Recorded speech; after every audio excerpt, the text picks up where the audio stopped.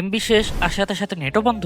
আবার অনেক সময় কি দেখা যায় না যে আমাদের কোনো ওয়াইফাই কানেক্ট আছে ঠিকই, কিন্তু ইউটিউব ফেসবুক কিছুই আসছে না। তাহলে কি প্রশ্ন আসে না যে ইন্টারনেট আসলে কোথায় থাকে? এটা কি বাতাসে ভাসে নাকি স্যাটেলাইট থেকে সরাসরি আমার ফোনে আসে?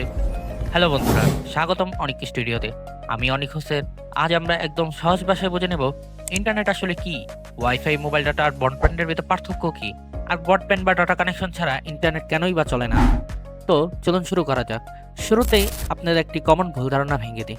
অনেকেই ভাবেন না যে ইন্টারনেট মানে একটি অদৃশ্য সিগন্যাল যেটা আমাদের চারপাশে ভেসে বেড়াচ্ছে। কিন্তু না, আসলে ইন্টারনেট কোনো জাদু বা ম্যাজিক না। ইন্টারনেট হলো একটি বিশাল নেটওয়ার্ক অফ নেটওয়ার্কস। সহজ ভাষায় যদি আমি আপনাদেরকে বলি, পৃথিবীতে crore crore mobile, computer, router, server, data centre সব একে অপরের সাথে কানেক্টেড। আর এই যে কানেক্টেড সিস্টেমটাই হলো আমাদের ইন্টারনেট। এখন আপনাদেরকে একটা উদাহরণ দিই, তাহলে হয়তো আপনাদের কাছে ব্যাপারটা বুঝতে আরো সহজ হবে। ধরুন, আপনার নেট হলো রাস্তার বিশাল একটি নেটওয়ার্ক, আর ডাটা হলো সেই রাস্তায় চলা একটি গাড়ি। আর আপনার ফোনে যে ছবি, ভিডিও, মেসেজ বা ভয়েস কল, এগুলো হচ্ছে সেই গাড়ির ভিতরের জিনিস।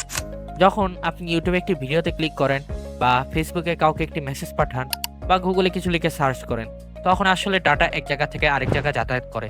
অর্থাৎ ইন্টারনেট হলো একটি পথ, আর ডাটা হলো সেই পথে চলার তথ্য। এখন আসুন একটি ইন্টারেস্টিং পার্ট। বিশ্বের বেশিরভাগ বড় ইন্টারনেট ট্রাফিক চলে অপটিক্যাল ফাইবার কেবল দিয়ে। আর দেশ থেকে দেশে ডাটা যায় সাবমেরিন কেবল, অর্থাৎ সমুদ্রের নিচে বসানো বিশাল কেবল দিয়ে। মানে আপনি যখন একটি ইউটিউবে ভিডিও চালান, তখন সেই ডাটা দূরের কোনো সার্ভার থেকে ফাইবার নেটওয়ার্ক আর সাবমেরিন কেবল হয়ে আপনার কাছে আসে। তাই একটা কথা মনে রাখতে হবে, ইন্টারনেটের ব্যাকবোন মূলত তারের উপরেই দাঁড়িয়ে আছে। এখন আপনি বলতে পারেন, আমার ফোনে তো কোনো কেবল লাগানো নেই, তাহলে ইন্টারনেট আসলো কিভাবে? এখানেই মানুষ সবচেয়ে বেশি কনফিউজ হয়, কারণ আপনার ফোনের কাছে কানেকশন ওয়্যারলেস হতে পারে, কিন্তু পুরো ইন্টারনেট সিস্টেমটা কিন্তু ওয়্যারলেস না। আপনি যদি মোবাইল ডাটা ব্যবহার করে থাকেন, তাহলে আপনার ফোন আগে কানেক্ট হয় আপনার আশেপাশে থাকা মোবাইল টাওয়ারের সাথে। তারপর সেই টাওয়ার অপারেটর নেটওয়ার্কে যায়, আর সেখান থেকে ফাইবার কেবল হয়ে মেইন ইন্টারনেট নেটওয়ার্কে ঢুকে পড়ে।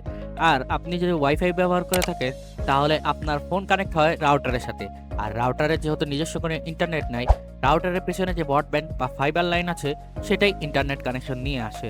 অর্থাৎ ওয়াইফাই সমান সমান ফোন আর রাউটারের মাঝে ওয়্যারলেস কানেকশন, ব্রডব্যান্ড সমান সমান রাউটারের ইন্টারনেট লাইন, মোবাইল ডাটা সমান সমান টাওয়ারের মাধ্যমে ইন্টারনেট লাইন, আর ইন্টারনেট সমান সমান পুরো গ্লোবাল নেটওয়ার্ক। আপনাদের কাছে যদি এই পয়েন্টটা ক্লিয়ার হয়ে থাকে, তাহলে আপনাদের অনেক কনফিউশন এখানেই শেষ হয়ে যাওয়ার কথা। এখন অনেকেই বলেন ওয়াইফাই আর ইন্টারনেট এক জিনিস কিনা। এই জায়গায় একটা খুব ইম্পর্টেন্ট কথা, ওয়াইফাই আর ইন্টারনেট কখনোই এক জিনিস না।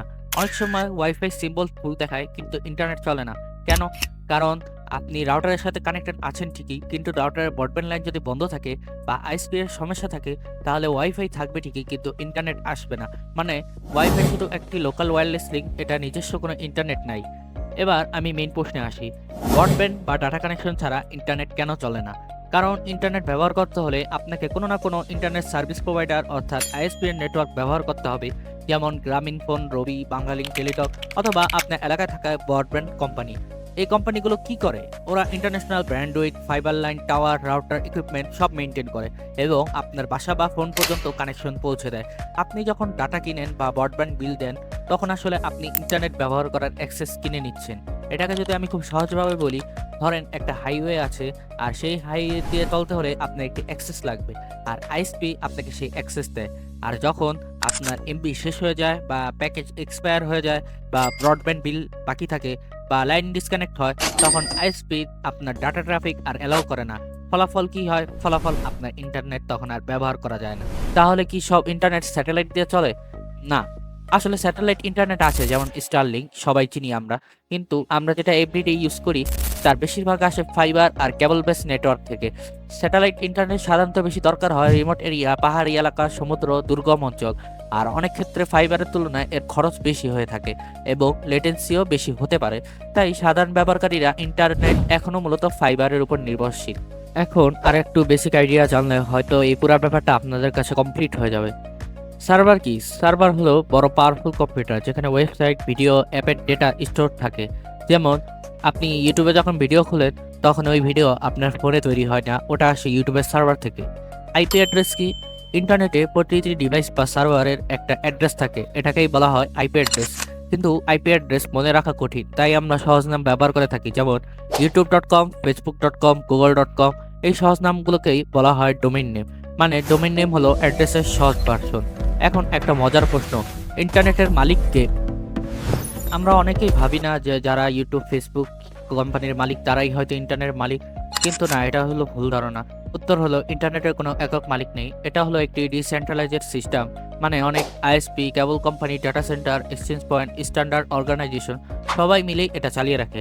আর ডোমেইন নেম সিস্টেম কোঅর্ডিনেটেড করার ক্ষেত্রে আইসিএনএন এর অনেক ভূমিকা রয়েছে। কিন্তু আইসিএনএন পুরা ইন্টারনেটের মালিক না।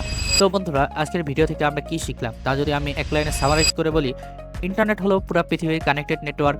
ডাটা হলো সেই নেটওয়ার্ক দিয়ে চলা তথ্য। ওয়াইফাই ইন্টারনেট না, এটা শুধু ফোন আর রাউটারের মাঝে ওয়্যারলেস কানেকশন। মোবাইল ডেটা টাওয়ারের মাধ্যমে ইন্টারনেট দেয়। ব্রডব্যান্ড রাউটারের মাধ্যমে ইন্টারনেট দেয়। আর আইএসপি অ্যাক্সেস না দিলে ইন্টারনেট ব্যবহার করা যায় না। তাই ব্রডব্যান্ড বা ডাটা কানেকশন ছাড়া ইন্টারনেট চলে না, কারণ তখন আপনি মেন নেটওয়ার্কে ঢোকার অ্যাক্সেসটাই পাচ্ছেন না। আশা করি আজকের পর ইন্টারনেট নিয়ে অনেক কনফিউশন আপনাদের ক্লিয়ার হয়ে গেছে। এখন থেকে ওয়াইফাই, মোবাইল ডাটা আর ব্রডব্যান্ড এই তিনটার পার্থক্য সহজে বুঝতে পারবেন। ভিডিওটা ভালো লেগে থাকলে একটি লাইক দিন, আর এমন কারোর সাথে শেয়ার করেন যে এখনো ভাবে ওয়াইফাই মানেই ইন্টারনেট। আর অবশ্যই আমাদের চ্যানেলটি সাবস্ক্রাইব করে পাশে থাকবেন। আর আমি অনিক হোসেন, আবার দেখা হবে নতুন করে ইন্টারেস্টিং টপিক নিয়ে। সে পর্যন্ত ভালো থাকবেন। আল্লাহ হাফেজ।